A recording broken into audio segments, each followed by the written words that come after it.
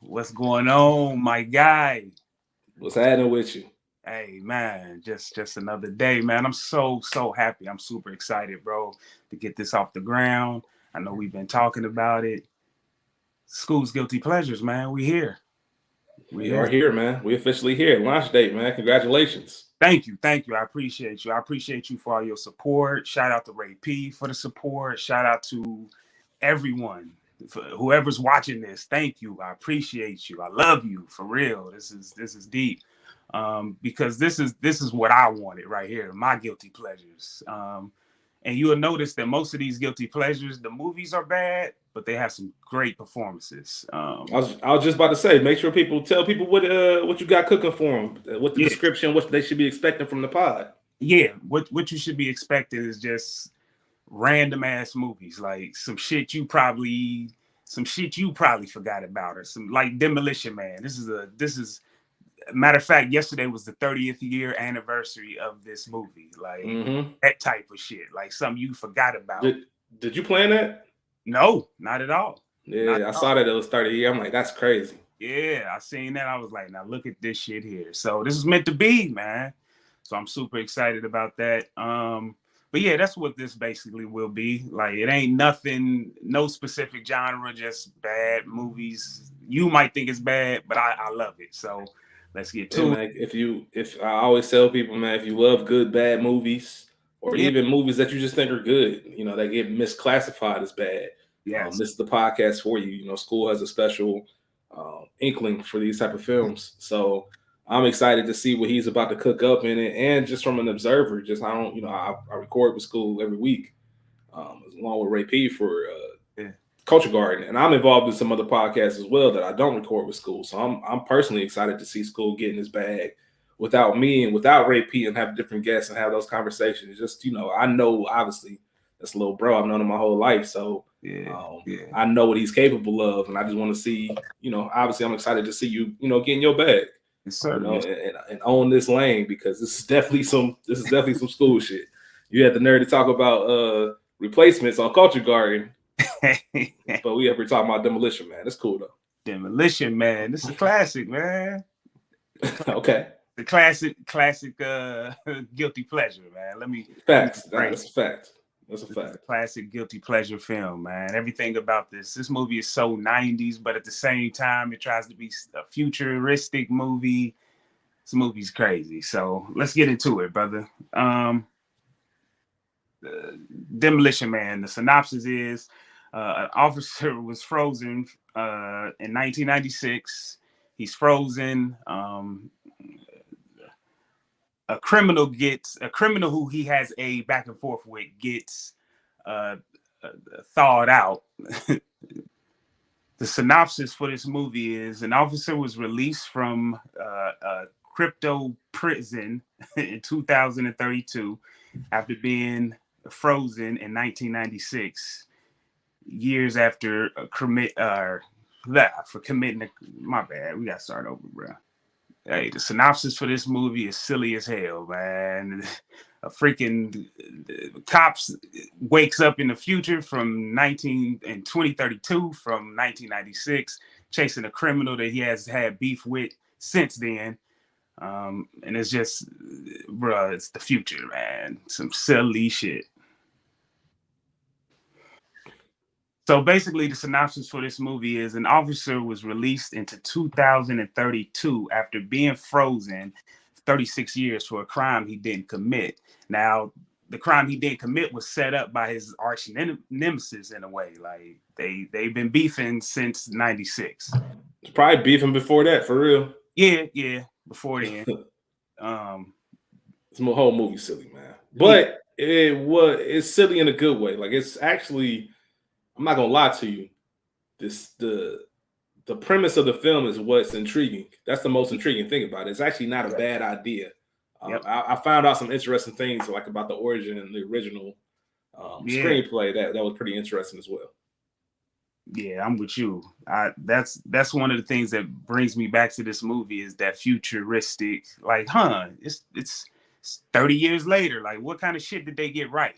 You know what I'm saying? Like, we're 9 years away from 2032. Like, Yeah. So and even the fact that the film came out in '93, but it was based in '96. Even '96 seemed a little bit more futuristic. Yeah. So I can tell where they were trying to go. You know, right away it's a sci-fi film. Oh yeah. Which isn't necessarily my bag, but I can get into it. You know, it's not the bag I embrace the most. Let me say it like that, because I Yeah. really do enjoy some sci-fi. It's just that I have to get into it. Once I started, I'm rolling. Like if I want to start Star Wars, I'll end up watching all 9 in the weekend. Yes. But if not, then I'll just let it sit on the shelf for a minute. But I do enjoy it. Yep, for sure. I'm gonna get into my first experience. Do you have one? Bruh, I'm gonna be real with you. I ain't seen Demolition Man in about 25 years, man. Like this felt like a fresh watch. This was like it almost was like me watching it for the first time.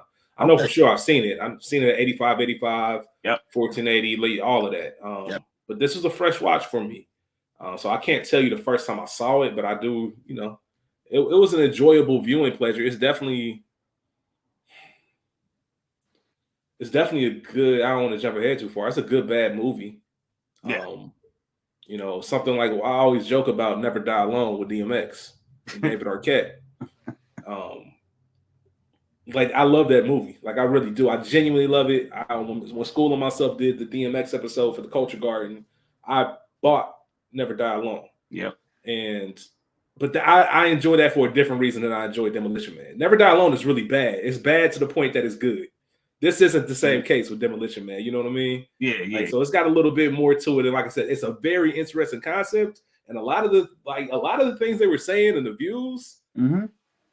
I mean, history kind of repeats itself. Yeah, And it's a lot of stuff that you can look at today and be like, damn, how they want the society to be and what's healthy for you and what's not. It's not like they're not telling the truth, but it's all about choices and decisions. So it's I would consider this a new first experience, and I enjoyed it. I definitely enjoyed it. It's goofy as hell, but I enjoyed it. Super nice.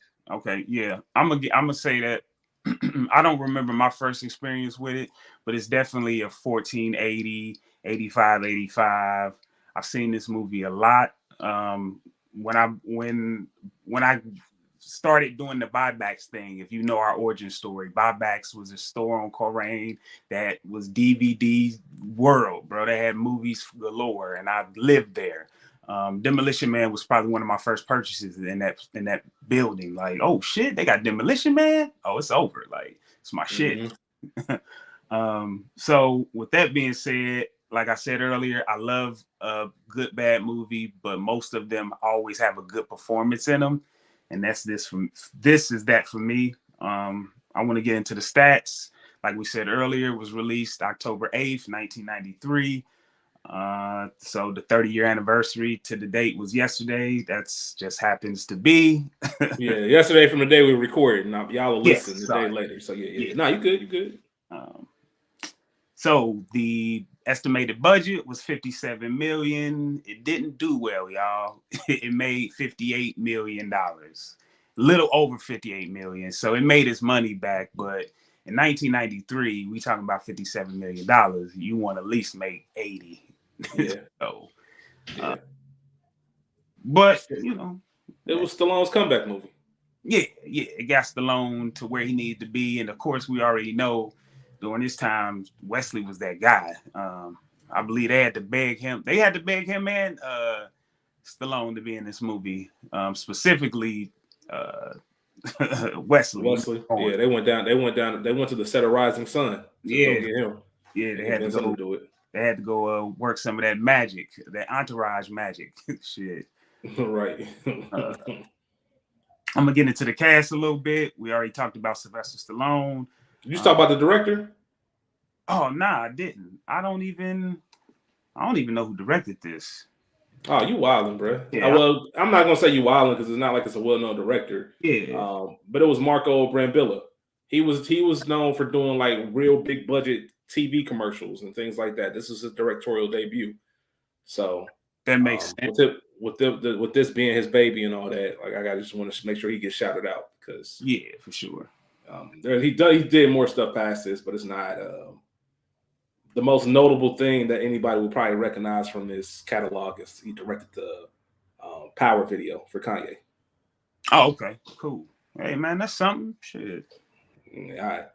Uh, like I said, cast Sylvester Stallone as John Spartan, Wesley Snipes as Simon Phoenix, Sandra Bullock as Lieutenant Latina Huxley, Nigel Hawthorne as Raymond Condens or something like that. I'm not good with names. Benjamin Bratt as Alfredo Garcia. That's a little racist. Bob, it is, man. Bob Guntoon as Chief George. He was off the chain, bro. But if you want to get into, because you got more origin than I do, it sounds like I had a few things, but you was talking about the origin a little bit. You want to get into that? Hey man, I just don't like how you said Bob Gunton without mentioning the fact that was the warden in Shawshank, bro. Yeah, that was Shawshank classic, man. I also want to shout out Dennis Leary. Oh yeah, Dennis Leary, Edgar Friendly. You know what I mean? I want to give him some shout outs, some props too. You know why I ain't shout out Dennis Leary? Why? Because I hate the B plot in this movie. That's cool. I still want to give him a shout. He still was in it, whether he liked it or not. But shout out to Dennis Leary. We'll talk about it. Just nothing really crazy about the origin. It was just interesting. You know, there's some history on who gets credit for the original screenplay and all that. You know, by the time it got to an actual studio, it went through arbitration because so many people had their hands on it. Peter Linkoff actually retains the story by credit, but there was also someone named Daniel Walters who got the original credit for the first screenplay. So the story itself was credited for one person, but the screenplay was credited for another. Like I said, a lot of hands in the pot when it comes to it. Peter Linkoff, the guy that I said created the story, he came to Hollywood just from out of nowhere. He graduated college and went straight to Hollywood. Didn't know anybody, no connections. Y'all know that's the land of connections. Yeah. He wrote 7 scripts, and one of them just happened to be Demolition Man. He ended up selling it to Warner Brothers, and that was his first big break. And obviously, as you can tell, Easter eggs in the film, he was inspired by Lethal Weapon because he wanted to make a cop movie. So you see the Lethal Weapon 3 poster hanging up in Huxley's office, and her office. And he wanted to, I think he was in his car, he had a cassette tape of Sting's Demolition Man, and it was stuck. And it was one of those things. It reminded me of, for anybody who's watched How I Met Your Mother, there's an episode, like a flashback episode where Ted and Marshall were on this road trip, and I will walk 1,000 miles, whatever that song is. And it just kept going on and on. And that's kind of what he describes as that, the song Demolition Man by Sting. So all of this stuff just stuck in his head. It kind of took it as a sign. And he originally pitched it, I forget which studio, and the executive didn't understand, like a frozen cop. What are you talking about? And then when they switched it up and kind of added the element of, well, this is going to be a whole world where there's no violence, and they ain't used to violence, and you got this criminal from the past, and you got to get somebody from the past. Like I said earlier, that's what intrigues me the most about the film. And that's what ended up getting the studio's attention as far as wanting to make it. And I also thought it was very interesting. The original draft of this film didn't have the prologue. It didn't have the 1996. Oh yeah. It started with Sylvester Stallone's character getting unfrozen, pretty much, or frozen. I think he was getting frozen, so it didn't have any kind of backstory. So I think that added a little bit because. As one of the executives says, or one of the writers, excuse me for not being able to credit him right now, he made a great line. He got a great bar. He was like, if you don't show Kansas, Oz means nothing. Fact. So you got to show 1996 to let people know how different it is from 2032 when we wake up. So that was a great idea for them to add that into it. Oh, yeah, for sure. And obviously some casting stuff. I don't know if you want to talk about the casting stuff now, about who was supposed to be in this film, or if you want to save it. I don't know if you have a category for that later. No, I don't. Okay. Did you know about the casting? No. Okay. So, all right. There's the original. So the original person that was going to play, what's my man's name? Sylvester Stallone's character. Oh, John Spartan. John Spartan. And Phoenix. You would guess because it's going to make sense, right? Yeah. So it was originally supposed to be Steven Seagal and Jean-Claude Van Damme. And what's crazy is this movie still works the same way it works. Yeah. In my opinion, like, you know what I mean? Because it's set early 90s, and if you're young, like, it really, part of the reason this movie is entertaining and kind of funny to me, like I say funny in a chuckling way, because that's how a lot of movies were made like this in the late 80s, early 90s, all of that. Like, so it's just plug in any action star, especially Steven Seagal, Schwarzenegger, Stallone, Jean-Claude Van Damme. All of these guys at the same time were pretty much making the same movies over and over and over again. So when I heard that, I was like, oh, that makes perfect sense. And it's one of the rare casting things where I could be like, you know what? It would have been the same damn movie. I don't think much would have changed. You wouldn't have the same electricity, I guess, for lack of better terms, from Wesley. But other than that, main point is the main point. So that was one thing. And you probably know the second one. The Jackie Chan? Yeah, the Jackie Chan thing, because Stallone wanted him. Yeah. Do you know why he said no? He don't want to be a bad guy. Yeah, but do you know why? Oh, no. Because at that time, it was very stereotypical, like Hong Kong and that whole society and culture. They were tired of their action stars being brought to these American films and always playing the villain. It became a very, very unpopular thing back then, to the point Jackie Chan didn't even want to turn on his main fan base. Right. So he was like, nah, I don't want to play a villain because of this. Like, if I want to do that, I want to be a good guy. 4 years later, in Rush Hour. He did some stuff before then too, but it was just a good reminder of something that's like, man, listen, we ain't here to, every culture, every race goes through it in Hollywood. You're going to be the stereotypical or whatever. You're going to be the fall guy. You're going to be the heel. So I thought that was pretty interesting. Man, shout out to Dan. Yeah, that's pretty much all I got for the origin, but I thought that was pretty interesting. There was one other thing, I think. Lori Petty. Oh yeah, she ain't. Lori Petty. 2 days. She lasted 2 days on set. Creative differences. Lasted 2 days on set, and she was out of there. She obviously did all right for herself in the early days. She was in Point Break. I know I just mentioned that on the Replacements podcast. She was in Point Break as well. Yep. The next thing I have is awards, man. This movie was nominated for a Razzie. I protest this.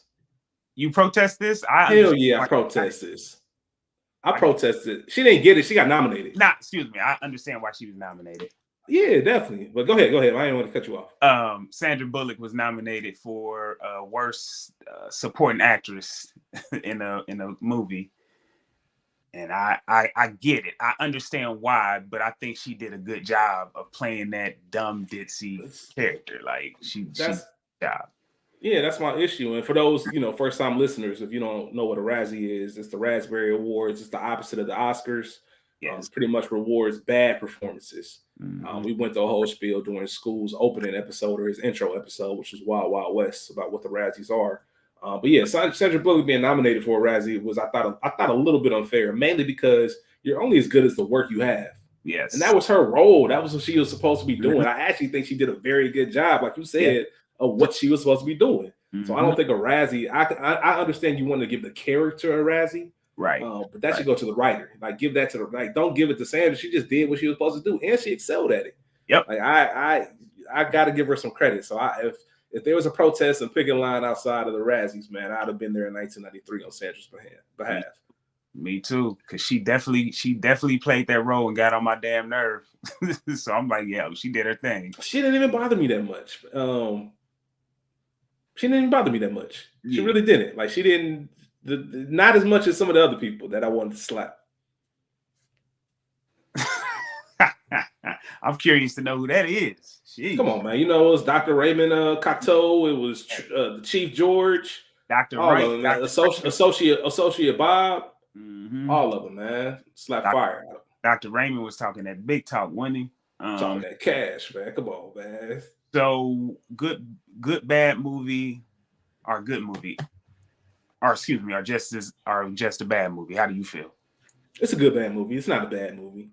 Okay. It's a good bad movie. Like, it's definitely, like I said, the concept alone is still something that you can work. You can still make futuristic movies. That's something you can still carry over. And the performances weren't bad. Like Stallone, we clown on Stallone a lot. Stallone didn't do a bad job in this film. No. I don't think he was asked to do a lot. He definitely had a lot of help with his supporting cast, for sure. My next question is, can we make this? I guess you kind of answered it. Can you make this in 2023? Can we remake? Absolutely. In 2020, Stallone said there was a sequel in the works. Yeah. Even though that had been going on for some years, I doubt there would be a sequel. But absolutely. Didn't they make Blade Runner 2049 or something like that? Yeah. Harrison Ford and Ryan Gosling. Like, you can make all types of futuristic movies, and there's still an avenue for them. How eager are people to go to the studios and watch them? Well, let me take that back. Or I was going to say studios. I meant theaters. It probably wouldn't even go to theaters. It'd probably be one of those streaming movies like Netflix, or somebody will pick it up and be directly there. Oh yeah. Like, I don't think they would release this in theaters. We had that brief conversation. Also, a lot of these movies that we grew up with, studios just aren't interested in making them. So yeah, there's definitely a market for it, for sure. Yeah, for sure. I'm definitely going to see it, especially if Wesley coming back. How? He got his head cut off. Huh? He got his head cut off. What you talk about? How he go get it? It's the future, man. They figured it out. All right, man. You're right. Hey, you're right. I've seen sillier shit happen. Yeah. And I bought it. Cause don't make me say the dumbest shit ever. Best scenes. You got any scenes? Yeah, we can talk about some scenes, man. The opening scene. Okay. The opening scene in 1996. Everyone knows, if you've been listening to Culture Garden or anything that I've been a part of, I really appreciate when a show or a film gets us right into the shits. Lets me know who the bad guy is, and this is very simplistic, and that's what this era was. You know, who's the protagonist, who's the antagonist, who I should be rooting for. You know, what their personality traits are. So I knew right away. That Stallone was his own one. He was his own one. He was going to do his own thing. I always like when they do the title in the movie, because most people know the title's always mentioned in the movies for the most part, at least once. They said that in the very first scene, known as the Demolition Man. Cool. So I know what he's about. What he about? Yep. And I just enjoy the simple fact that, I'm not gonna lie, bro, it reminded me of Batman Forever. Specifically, Batman Forever. Like, I'm not talking about the early 90s Batman movie. No, exactly. That one in particular. For some reason, Phoenix gave me Riddler vibes. Yep. Not Joker. He gave me specific Riddler vibes. Yep. And I felt like I was watching Batman Forever. You know what I mean? Just the way the sets was, the lighting, the way the action and the props was going, it felt like a Batman fight scene. Yeah. It had some Gotham effects to it. And I thought it was just very interesting when I watched it. So yeah, I gotta shout out the first scene. Yeah, I'm with you. I'm definitely saying the opening scene. I love the back and forth. You know, you're gonna get that, especially in the 90s with those 90s action films. Somebody gonna say that corny line and all that shit. I love when when Spartan asks him where the hostages are, and he goes, the hostages? Yeah, fuck you. Like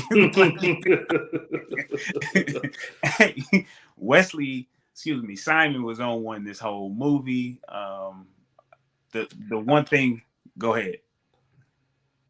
I want to ask you this, because I know one of the big draws to this movie for you is Wesley Snipes. He's good in it.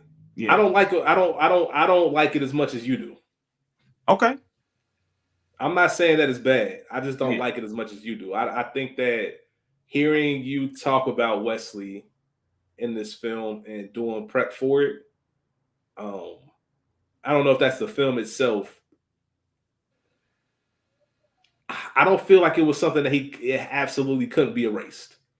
Like I said earlier, when I talked about Seagal and Van Damme, both of them could have done the same thing. It was a great performance, but I don't know if it was stand out to the point where only Wesley could have played that, other than the trademark hair.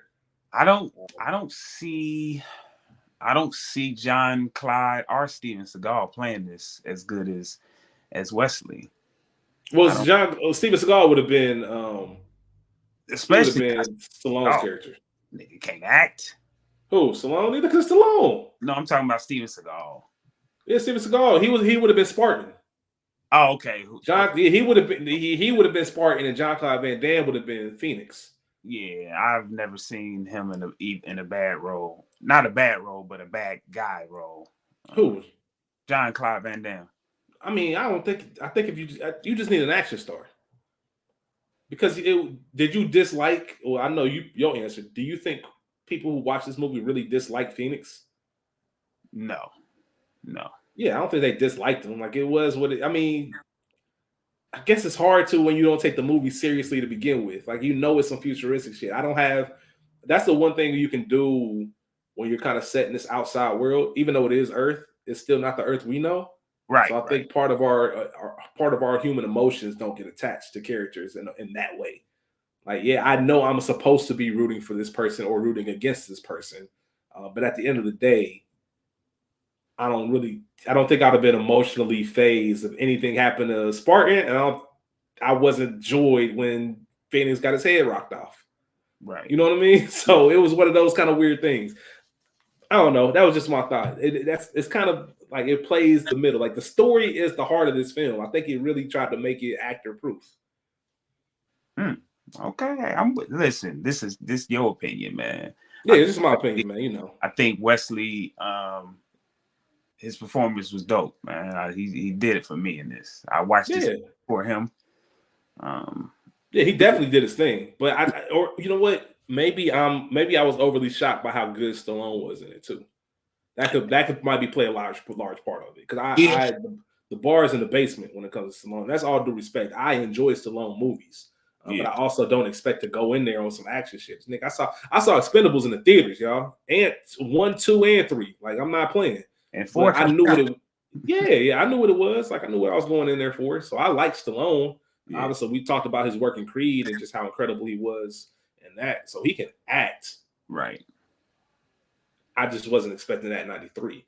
Yeah. So the fact that he put on a pretty decent performance. And he was very enjoyable in this film. Like I rock with Spartan. Mm-hmm. I'm with you. Listen, I'm with you. Spartan was dope. Okay. But somebody else could have played that. Like yeah, for sure. Like I said, I'm not gonna stand against that. It's definitely neither one of them, I think, had this role was made for me type of performance. It could have been anybody. Any action star. I won't say anybody. Let me not discredit them like that. But any popping action star at that time, I think could have done that. Because that's what the film relied on more than personality. Yeah.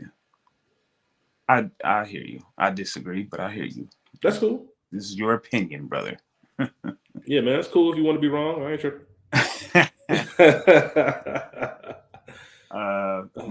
The next scene I have is just Simon getting those guns. Mm-hmm. I had that down too. Listen, again, just Simon being Simon, thinking he's the strongest nigga in the room.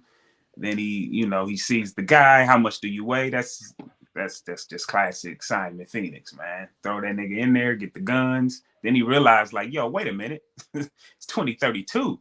The fuck I'm doing with this little ass gun or this shotgun? I need something futuristic. Found those, and of course, the gun battle begins. And of course, him and Spartan again, bruh. Them niggas don't like each other. Nah, man, that's real beef. Come on, man. Like that's typical Tom and Jerry, man. Tom and Jerry. Yeah, it's some straight up Tom and Jerry shit. Like you know what it is. Every time we see it, it's on site. It's funny because I got a feeling I know what scene you gonna say. Which scene? It's just a little part. Ain't even my next scene. Ain't even a big scene. This is gonna be when she was pulling up John Spartan's records, bro. Yeah, that shit was hilarious to me. Knew it. I knew it, man. She was pulling up his records, man. How can you justify this? That reporter walked up. How can you justify destroying a $7 million mini mall for a girl whose ransom was only $25,000? Fuck you, lady.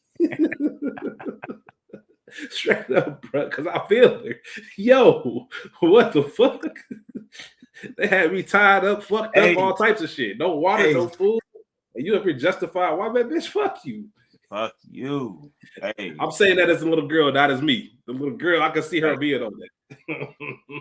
And the fucked up, I thought you'd bring this up too, is just the captain, bro. The captain was on some trash.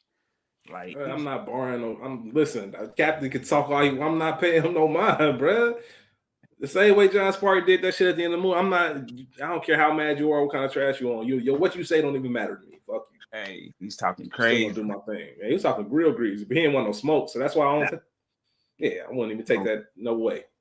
No smoke at all. Man, him Yeah, being man. welcome. And Spartan hit her with the good answer.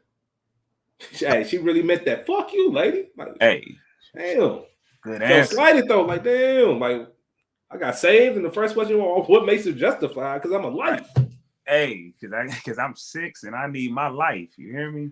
Yeah, man. I rock with that, man. Shout out to that little girl, whoever she Mm-hmm. is. Yeah. My next one is John Spartan being welcome to the future. Um, Him realizing that cigarettes are illegal. I wrote down the whole list of everything that's illegal: smoking, alcohol, caffeine, contact sports, meat, chocolate, cussing, gasoline, uneducational toys, spicy foods, abortions, but so is pregnancy without a license. Listen, a lot of that shit sound like 2023. So, No, there were definitely a few moments in this film where I'm like, damn, like if you look up, a lot of this stuff is trying to take place. mm-hmm. Like Yeah. when Dennis Leary's character, when he was talking about, I like to think for myself and Mm-hmm. all that stuff. I'm like, I like to read and all. I'm like, damn, that sounds like Florida. Yeah. Trying to take all that shit away. Yeah. Shout out to all our Florida listeners and things like that. But y'all wilding down there. Yeah. But yeah, you're right, man. It definitely sounded, Mm-hmm. I'm surprised somebody hasn't come out and used this as a example, this movie as an example of why you can't defund the police. Right. You know what I mean? Like, I'm surprised nobody has. Because when you look at it, when you watch the film, that's what I think about. Like, damn, like this is what I'm surprised nobody has taken this, chopped it up, and said, "Is this how you want us to look? Is this how you want America?" Like, use my Phoenix as the ultimate character, so criminals like this can run the town. Like, I could see the ad right now. It's about to be advertisement season for elections and shit. I can see it right now, man. But it definitely had a message in it for sure. Mm-hmm. Definitely. You got any other scenes? Oh yeah, so I did enjoy that too. Him coming back up and getting acquainted with the new world. But also when he saw Lamb, I thought that was dope. Just seeing someone from the past.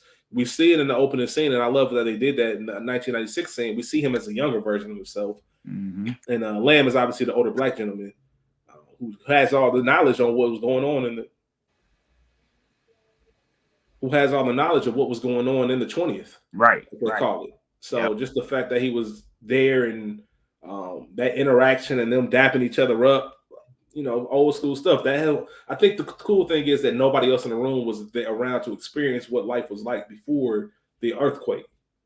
Right. So to have that kind of history there, it's like talking with your OGs. Like, what was it like back in the day? It was that kind of moment. So I really appreciated that scene. Also, another small moment, which was the Schwarzenegger library. Yeah. Once again, this movie kind of telling the future. Mm-hmm. And like, hold on, Schwarzenegger library. Yeah, he was president. He was president. And I think 10 years, almost 10 years to the day. I think it was like the day before the 10th anniversary, Schwarzenegger ran for office. Yep. Or put his name in the hat. And he became governor, and they was talking to him wanting to be president, even though he was born in Austria. Yeah. All types of shit. So I'm like, what the fuck? Did he go back and think about this? Or was this just put the battery in his back 10 years ago? He's like, you know what? I'm gonna run up on it. And obviously that's some like friendly inside joke, but he really took it serious. So I thought that was funny. The Taco Bell. Did you have more? My bad. Oh yeah. Go ahead. I didn't want to keep rambling. Go ahead. I was going to say the Simon realizing his, breaking out of jail, realizing his powers of the computer and how he's able to, like I said, break into the computer, have all these special codes, kill the police, but he could not kill Raymond. And Raymond is finally revealing himself as the bad guy, which we should have known anyway, because that's usually how it is. Follow the money, follow the paper trail. Yeah, man, that's always how it is. Whoever in charge doing the shit. Yeah. And then whoever in charge doing the shit. And then it was going into the scene you was going to talk about, John Sparta getting invited to Taco Bell, which is a big deal in the sense of how popular Taco Bell is today, but at the same time, man, when it comes to a movie, anyone is willing to put their name in a hat just to see what happens. Like, I wonder how much money Taco Bell made off of that. Did their profits go up? Well, yeah, because they were the third choice. Okay. Burger King originally was the one. Okay. And then McDonald's. Both of them said no. They just didn't have any interest being in the movie. It's crazy. Because I'm sure there's some advertising involved where they contribute. Right. Or vice versa. It's a win-win. Obviously, their sales go up and things like that. But the film was, even though it opened up number one, it wasn't, I don't think, like a huge success. Like, it just got its money back. As we said, it had 14 million open the weekend. And in '93, we were too young to even remember they had. Yeah, I don't think meal. Yeah, like I said, that was like an action movie, boom. And, you have they made a reference to in the film, like Rambo. Obviously, Stallone played in Rambo. Yeah.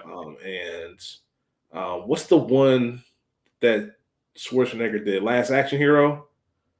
No, that's my guy Arnold Schwarzenegger did that. That's what I said, Schwarzenegger. Oh yeah. Last Action Hero and all. Yeah, so you have these type of movies that are going on, and all of them just seem to be the same thing. So I think studios are advertising like, the Taco Bell, who's not even well known at that time. And what I mean is, like in the overseas versions, they were using Pizza Hut because Pizza Hut is better known than Taco Bell. They didn't have them over Europe and stuff like that. So I think it was just a big opportunity for them. Yeah. Be like, hell yeah, like Stallone and Snipes, shit, well, fuck what the movie about. Let's get our name on something. And it became a thing. They even rebuilt the whole restaurant for like the 25th year anniversary at the San Diego Comic-Con. They rebuilt, damn. Yeah, they rebuilt that restaurant as at the Comic-Con for the 25th anniversary in San Diego. That's what's up. All right. What other scenes you got? Is that it? Sexual consent, man. Shout out to Sexual Consent. She asked that man straight up, would you like to do it? Yeah. I'm just saying, man, that's I told you, it got themes and real consent is a real thing, ladies and gentlemen. For real. Like the fact that they showed that, especially in 1993, I'm sure Cass was out here on some barbaric shit. This is how it should be done.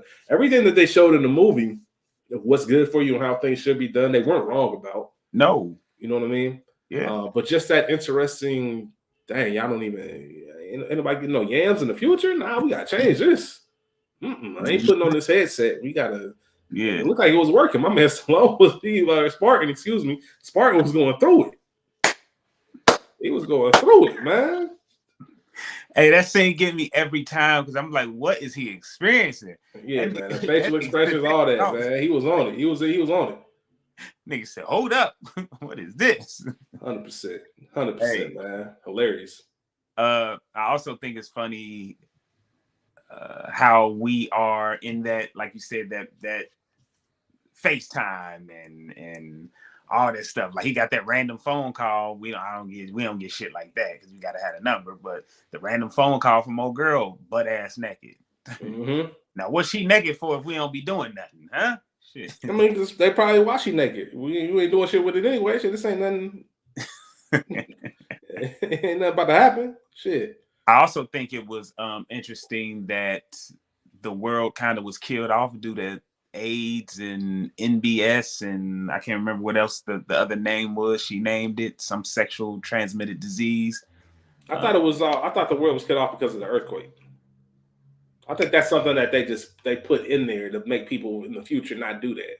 Like Cocteau, like he wanted to construct his perfect world. So I think he recreated. He made the rules. He told you what's right and what's wrong. So I think it was more so the earthquake. I would have loved to know more about that. This earthquake that happened and all of this. It should have been more. Go ahead. No, I was gonna say it would be instead of a sequel, they should do a prequel. Yeah, like what actually happened? Did that actually happen? And all that kind of good stuff. Because I'm a little bit more curious. I'm okay with just being dropped in this world and riding with it. But it would have been nice to know. And I guess it doesn't matter because we know he's a bad dude anyway. So it wouldn't surprise me if he did destroy the world himself or whatever. How did you become the leader? Right. When everybody left. You know what I mean? There's some questions that I like to answer, but this ain't the movie where I'm gonna lose sleep about it. Right. The next scene I have, I ain't gonna say it's my last scene, but it's probably my second to last scene, is when Simon meets up with Raymond. He figures out, he does what every criminal does, and that's like, yo, obviously you want me to do something for you. This is what I need. Like, these are the stakes. Like, you want dude dead? I need Malibu. I need the whole coast, matter of fact. Like, and I need 6 of my buddies. So he gets those guys, and then he has another meeting. It says, we need to kill Raymond. Yeah, that's I got 2 things on my things that bother me list, and that's one of them, bro. What you think he was about to do? Right. What do you think he want to release? Like, come on, right. bro. For you to be the head dude in charge around here, like, you a little dumb. Super dumb. You hear me? And you and your handler. Right. And you like, oh, I got it set up where he can't kill me. But you didn't think to put that on the other 6 niggas he brought out? Like, yeah, man. It's dumb shit. Yeah, super dumb. But yeah, that's my second to last scene. I don't have any more scenes. Oh, well. I was going to mention the one when he went down to the source. But that's pretty much it. I just liked him going down and embracing the people. Like, yo, actually understanding, because they're presented as the bad guys. Mm-hmm.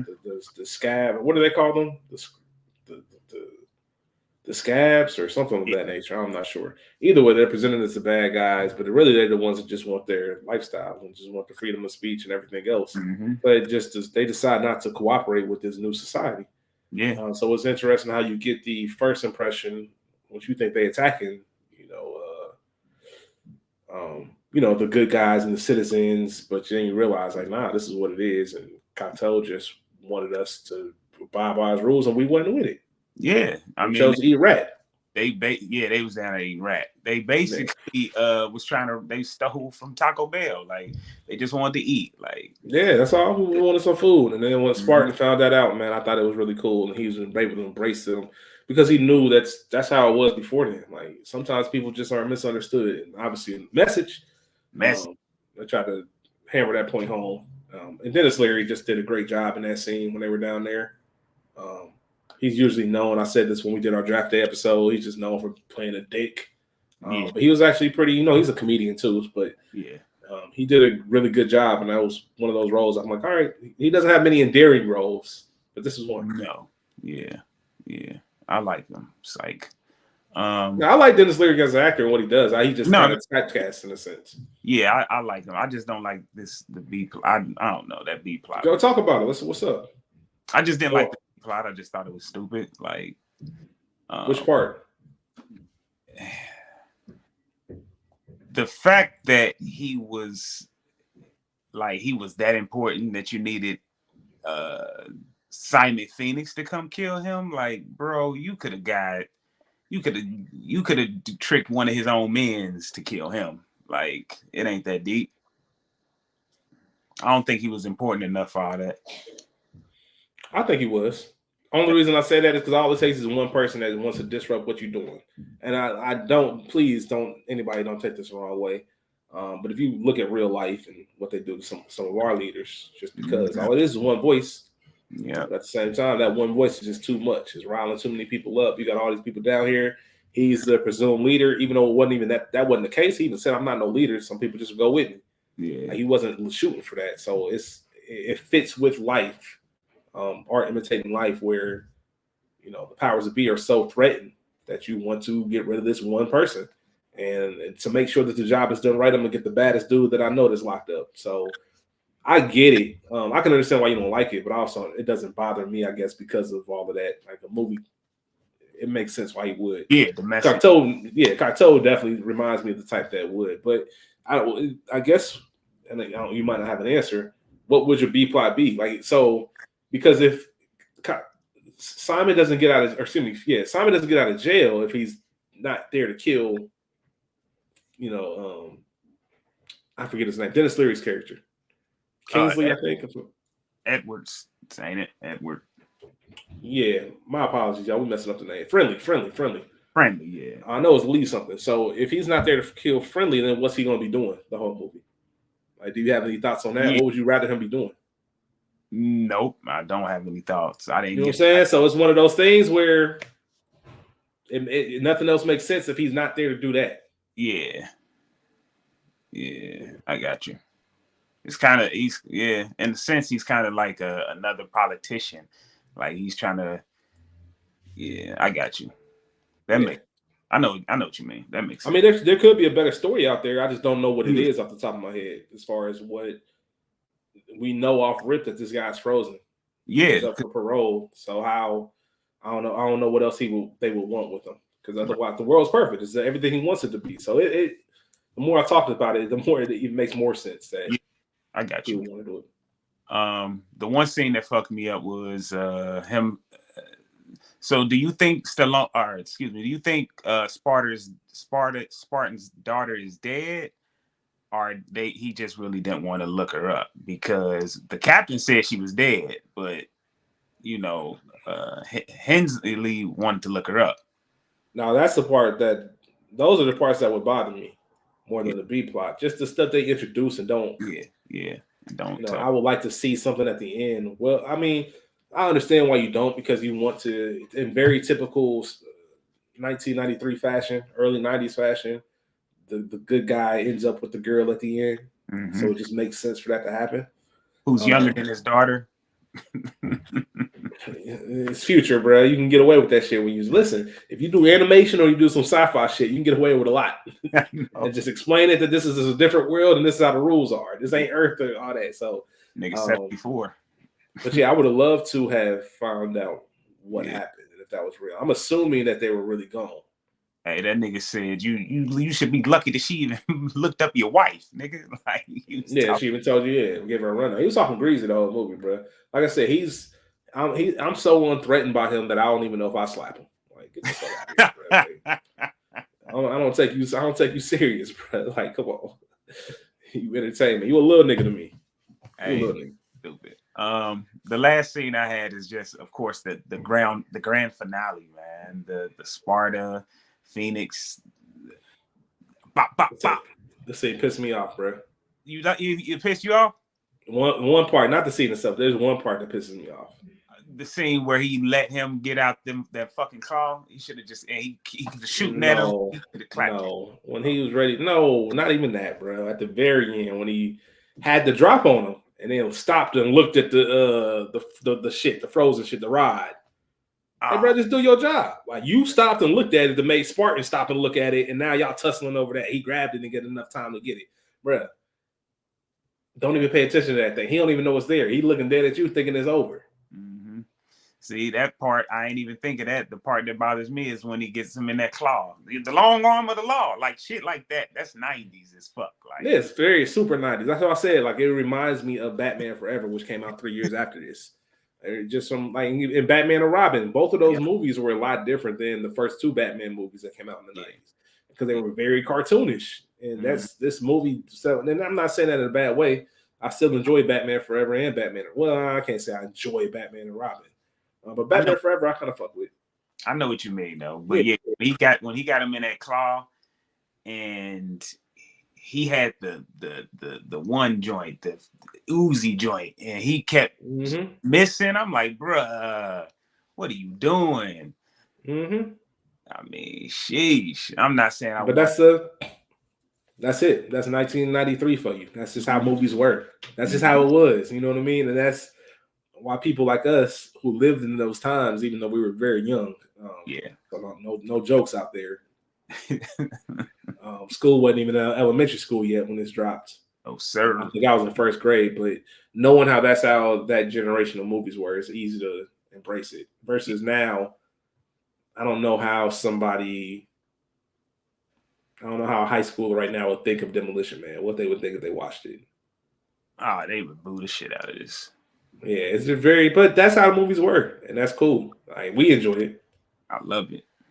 Yeah, we enjoy it. But yeah, that him looking at that ride and letting him, he had the drop on him.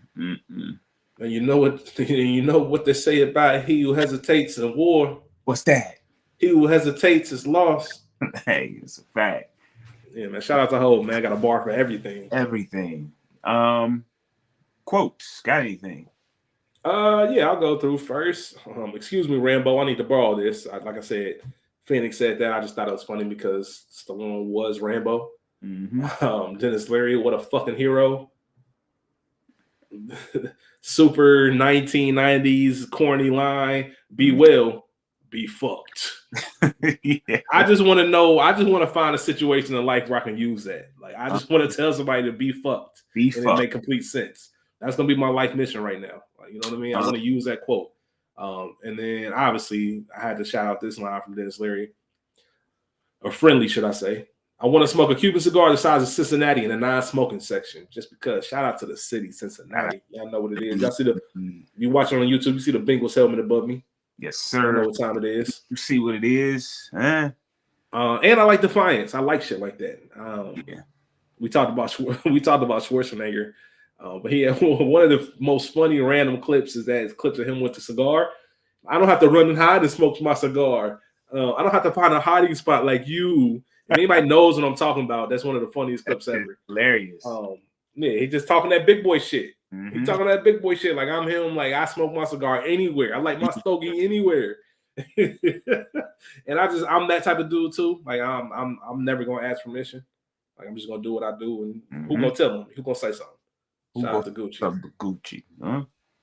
But yeah, so that line itself, I want to smoke a cigar in the non-smoking section. I thought that was pretty live, and there's a lot of people that was probably like non-smoking. Another 90s babies, 80s babies, 90s baby type of thing. You know. Yeah, that was my quotes. That was it. I have all those quotes, but I had two other ones. The one that I had, because this is some 90s corny shit. Simon says bleed. And the other one is fuck. Well, no, he said, God damn it, like a New York roach. Yeah, when Phoenix saw what he saw, yeah, Barton thought he killed his ass. Seen him again, was like, God damn it, like a New York roach. Yeah, so that's it. This movie's silly. Let me see. I think that's about it. Oh, you know what? I'm tripping, bro. I wrote these down. He's finally matched his meat, and you really licked his ass. Like, she was killing me with them messing up all those sayings, bro. That shit. Yeah, but that was a gag that I could have probably done without. Yeah. That kept up. It was cool, but I want to at least get one right by the end of the movie. And she said she was gonna blow up anyway. I got some trivia. You talked about the sequel. The sequel was originally supposed to drop in 95. Then they talked about it again in 2006, and then in March of 2020, I believe, he mentioned it again and said it's in development. So that's the last we've heard of the sequel for Demolition Man. Do it, reconsider. Hey, you hear me? The only other thing I put on here was Dennis Rodman was inspired by Simon Phoenix. I never knew that. So yeah, I remember that. Yeah, got that out. Yeah, definitely was inspired. Obviously, that's where Dennis Rodman gets the hair from. So I thought that was, I don't want to say dope, but it was pretty interesting. And he did a movie called Simon Says with Dane. He did. So yeah, man. Dennis Rodman, man. That won't be on here. Yeah, I don't know, man. I don't know. I think that's it. I don't think I had any more trivia. Yeah, I don't have any trivia myself. Nah. Only thing I have is the rating system. I'm trying to figure out my own rating system, but right now I don't have one. So I'm gonna ask you, what's your rating? All right, so I got to know how to look at this. Am I looking at this as a movie overall, or am I looking at this specifically from a good, bad movie perspective? Good, bad movie perspective. So the rating will be good, bad movie rating. All right, because the average viewer. I looked that up. Yeah. It's 6.7, which is interesting because that's higher than what I thought it would be. Me too. I probably, if I'm rating it on a good bad movie scale, it'd probably be a 6.7. I think that's actually pretty fair. I think that's higher than what you would think, and it makes sense when you watch the movie. But it's not one that you always going back. There's a lot of better good bad movies that I go to, but it's easily one you can put on in the background. It's not.